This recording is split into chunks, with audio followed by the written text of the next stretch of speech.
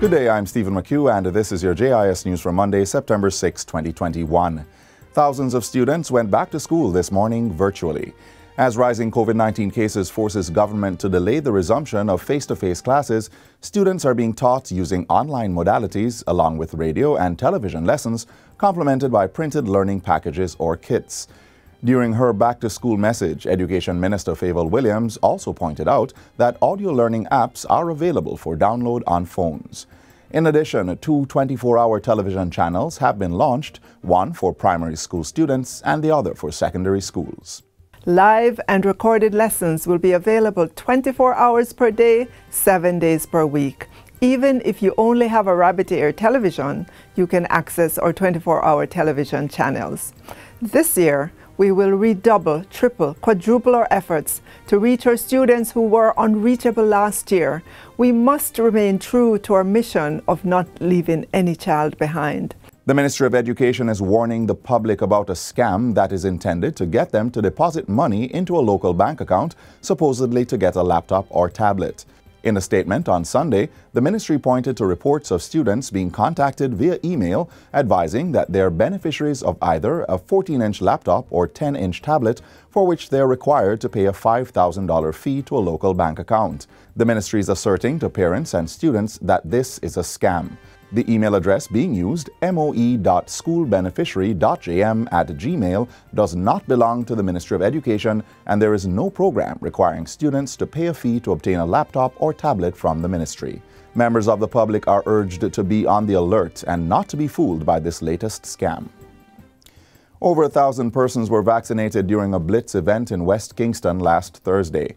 It was organized as part of the state's drive to increase access to COVID-19 vaccines within communities. Prime Minister Andrew Holness toured the West Kingston sites and urged persons to be ambassadors of the state's vaccination drive. When you leave here today and you go back home, encourage your friends, encourage your neighbors, encourage your family members, and explain to those who might have some fear and skepticism that the process isn't difficult, it isn't hard, it isn't painful.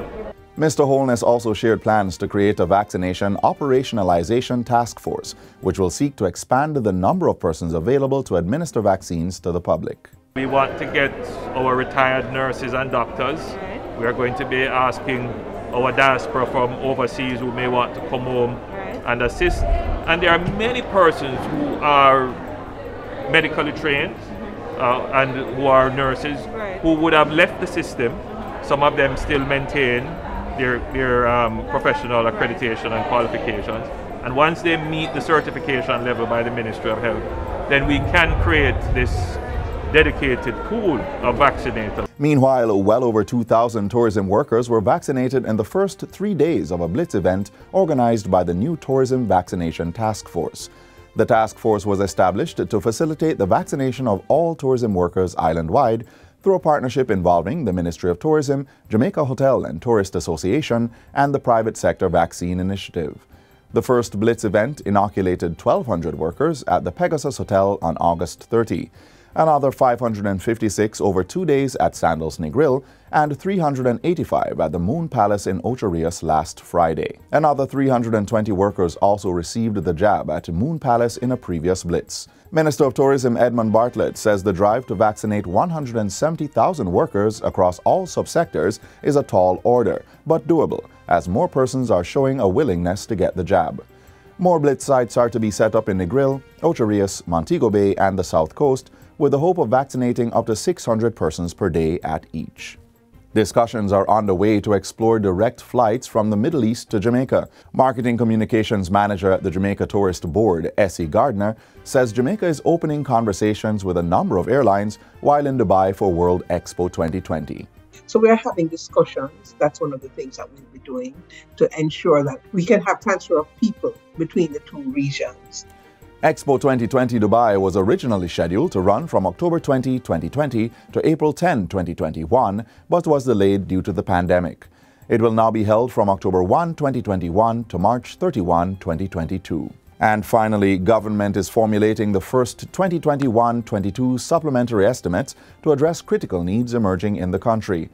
The current approved budget for this fiscal year earmarks $830.8 billion in expenditure. Finance Minister Dr. Nigel Clark says the supplementary budget will be tabled in Parliament by the end of September.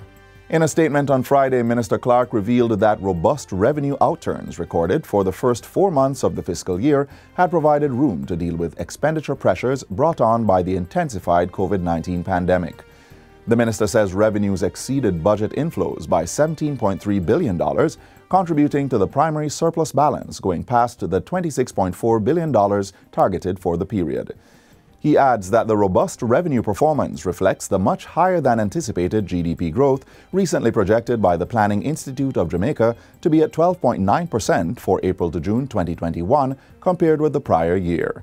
Dr. Clark says the supplementary budget will address crucial financing requirements of the health sector as well as more targeted support for vulnerable populations, among many other areas of acute expenditure needs. And that's it for JIS News Today. I'm Stephen McHugh. Thanks for watching.